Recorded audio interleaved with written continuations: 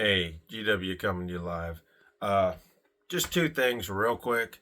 I was going to have this review out last week, but as I was doing the review and watching the movie, bad thunderstorm rolled in, and of course, electrical or thunderstorms and lightning wreak havoc on electricity. So I shut down and pretty much put both reviews in limbo. This is one of two. This is the final chapter in the Darkman trilogy. And I gotta say, it wasn't as great as the first two, and we'll talk about that here in just a second. But that's why I didn't have this review out. A lot of things happened too. Uh, Obviously, you guys saw the big story concerning Trump. I am not going to comment on that because I'd be here for, I don't know, a few days. I am pro Trump. I think that basically he was railroaded, but I just conform to the rest of the world, and the rest of the world seems to have the same opinion I do. But we're not here to talk about politics, We're here to talk about movies, get your mind off crazy shit. So let's just dive in and talk about it. Now, this one again went right to video. This is Darkman 3, Die Darkman Die. It went right to video, and it seemed like a good choice for that because the story in here I think is the weakest as far as villains go. I think it also, at this point, you could have ended with this. But here's the thing. If you watch Darkman 1 and Darkman 2, there is a time lapse between 1 and 2 when Durant was supposedly in his coma, which we talked about last review. You could have pigeon-toed this one right in between the other two and had Darkman fight Durant at the very end and put a closure on basically what kickstarted this whole movie in the first place. But Bradford May also did the second one. He directed this one as well. So at least there was a director, familiar with the franchise to do that. Once again, Arnold Vosloo portrays Darkman, aka Peyton Westlake. And he is very good. I think he's a step above Liam Neeson, as a matter of fact. I've said that before. Rounding out the villain is Jeff Fahey. Now, Jeff Fahey would later make his mark in horror movies. One in particular, when I was little, was called Body Parts, and you guys should check it out. It was very interesting. I think Jeff Fahey was a victim of a car crash in that film, and he's borrowing body parts from some unknown donor, and at the end of the movie, the unknown donor tries to stalk him down and get his stuff back. Very, very gory, very 90s, very offbeat sort of horror film, but the commercial used to scare the hell out of us when we were kids. So Jeff Fahey plays Peter Rooker. Peter Rooker is a shady sort of drug dealer and basically cheats on his wife, and he has a daughter, and he tries to lead a double life as an underworld kingpin as well as a family man. He goes so far in this movie as to have his wife killed because he has the perfect plot. Now, apparently, he steps in the picture because they don't really quite explain it, but he thinks that Peyton Westlake owes him some money. Like a couple of grand, I believe they said. But they never give any backstory, and I don't remember in Darkman 2 anything about anything, even in Darkman 1. So this revenge angle came out of left field, but it's the movies, so we'll throw our hands up and say, okay, great, let's just enjoy the ride. So his associate, Bridget Thorne, actually claimed her character, I don't know for a fact because I didn't really pay attention, in the first movie worked on Peyton Westlake after he was blown up in the factory. And apparently says, hey, you know what? I can fix you. Well, their idea of fixing is it doesn't take a genius to figure out that Bridget Thorne is working for Peter Rooker. And so what happens is they try to control Darkman.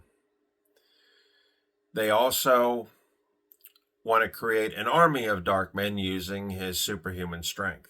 Classic superhero stuff. I'll give him a 10 for that.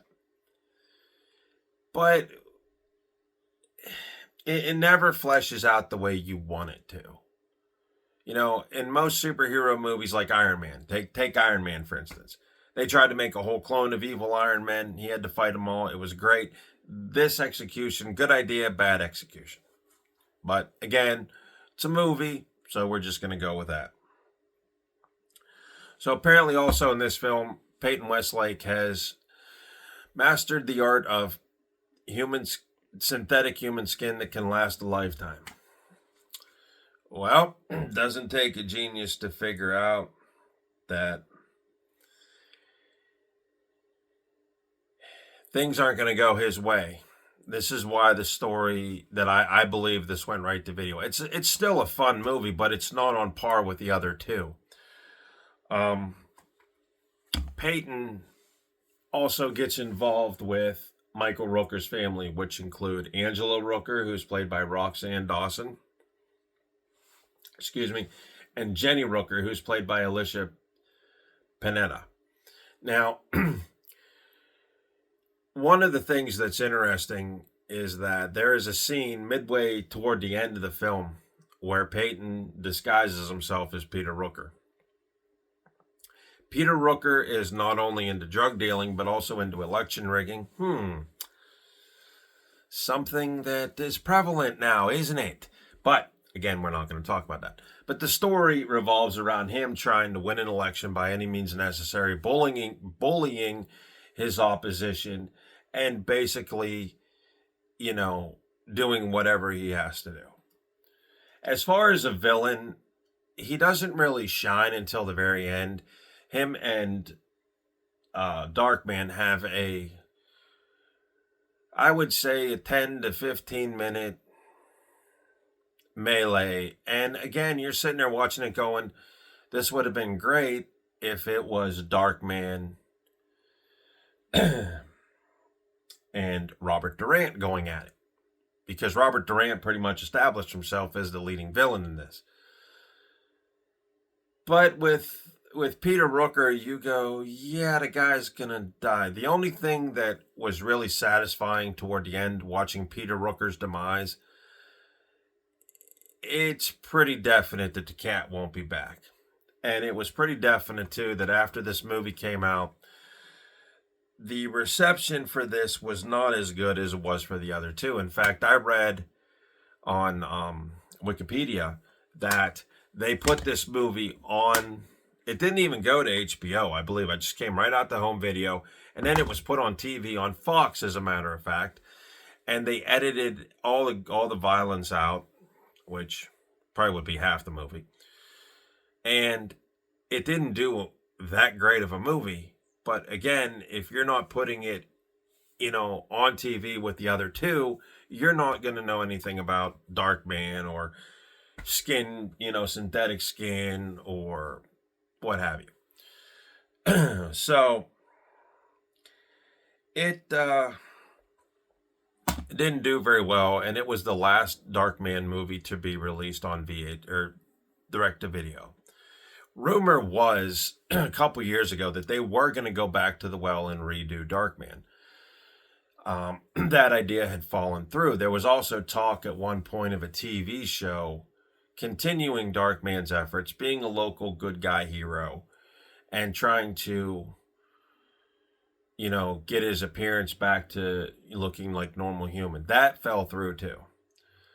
So all these ideas that, you know, were to keep fans glued are now just basically in limbo.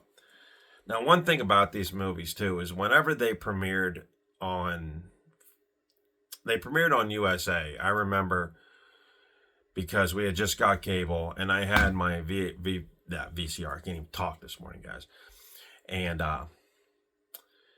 I remember watching them, and I never really watched them the full way. I never gave them a fair shake, and I thought they were always stupid, hokey, jokey, not to be taken seriously, light on the superhero stuff. But you know what? After rewatching the entire trilogy and telling you guys, if if I had a chance to do it back, what I would do in a new movie if I was in charge of directing a new Darkman movie, right? I would do the first movie's a definite. Elements of the first movie you would have to have. Darkman's transformation, his you establish him as a renowned scientist. And so many movies, guys, started with, a scientist being attacked. I mean, if you go back to 1980s Swamp Thing, Alec Holland was a bioengineer and he got attacked by Dr. Arcane. And that led to a mini series that lasted 3 seasons. 2 movies. Same with this. Lots of The Incredible Hulk, same thing. Working in a lab, get attacked. I mean, a lot of this was just general superhero stuff. But this one, it's more, there's not a lot of gore in this. There's not a lot of, unnecessary effects. I mean, it basically was, basically all the carnage and all the killing was either done by shooting, or I think at the end of the movie you get one guy that gets electrocuted and one guy that gets pretty much put in a shredder. Now, it ended, and the way it ended was so abrupt. There was no prologue, there was no nothing, because like I said a minute ago, they were going to go for the TV show and the 4th movie, which never appeared. But hopefully Darkman at some point gets a rework, and maybe we can see the future of Peyton Wesley, because as of right now, at the end of this film, he is no better off than he was at the beginning of the first film. So it gives you kind of a bleak indication, But again, for a story that the first 2 movies were amazing, this one kind of falters to me in storytelling. It had some cool moments. It had different moments than we've ever seen, such as Peyton Westlake getting close to a little kid and playing a father for just a little bit. Or he actually goes out of his way and you see him care more about Angela than he did with previous leading ladies in the series. But again, the story, I think, falls flat because you never really establish Peter Rooker as a serious threat. I mean, he's there and he does some evil crap, but he's not a Robert Durant. You know what I mean? He's not a mass murdering drug dealer or arms dealer that takes fingers. You know what I mean? It was good, but it wasn't a spectacular Darkman story. Now, the ending was done pretty good. The final confrontation, Jeff Fahey's character, Peter Rooker, does go a little nuts, and that's always a fun thing to watch. But the overall package was average compared to the other 2. And I just had a feeling that, if you established another villain, a really wicked villain, right, that's a little bit more sinister than Peter Rooker, you would have a better film. That's just my opinion. But again, fun ride. But this one, it's like you start to get complacent. You know that Darkman's going to have his tricks. You know this, and the only reason you watch it, I think, is because you want to see where the story goes. But the story on this film is average at best, and it started off pretty cool, and it just kind of faltered along the way. It lost its footing, if you will. But I'm not saying it's a bad movie by any means. It was shot good. There were some action sequences in here. There could have been a few more. But I think that the director, Bradford May, also wanted to keep the realism a little bit toned down. And it's good and it's bad. It's good because it puts the movie on a human level. But it also is bad because you don't have the, action sequences you did in the first one. So, Darkman 3, 6 out of 10. I don't know. You guys check it out. Tomorrow I'm going to try to review Dr. Giggles. I'm also going to review a 1980s film where a killer stalks the halls of a high school killing people with a javelin. So it's a track and field sort of thing. But yeah, I just wanted to finish up this review and for the Darkman trilogy, and I also wanted to explain why I wasn't on YouTube. And I hope everyone had a great Memorial Day. I know it was slow, did some housework, but I hope everybody else did good. Nothing really coming down the pike. I did hear there was a new Silent Hill movie coming down, so I'm going to keep my eyes on that because those movies are pretty trippy.